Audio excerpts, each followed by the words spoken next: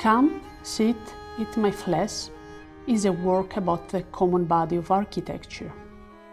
A fantastic sculptural and partially edible cityscape, a map of imagined London composed out of fictitious projects, dreams, desires, hopes, imaginary figures and futuristic landscapes.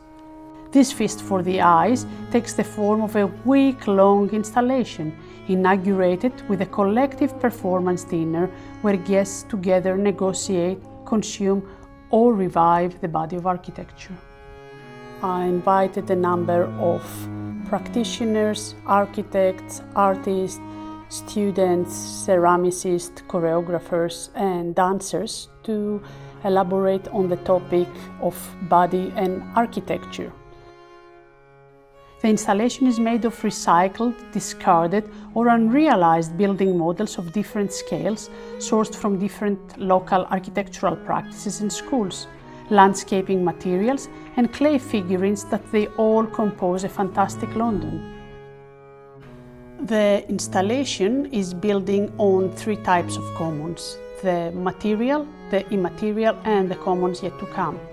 So when we're referring to material commons, we're talking about buildings, park, infrastructure, the tube, trees, whatever constitutes the material tissue of our city.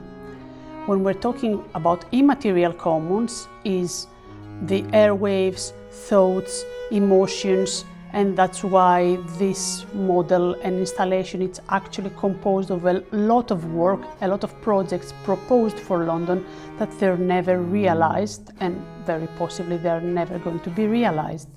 And the commons yet to come, it's a different category, that are those commons that they have not yet taken shape and they will never do because we realize them as a resource when the conditions for their realization are threatened with enclosure.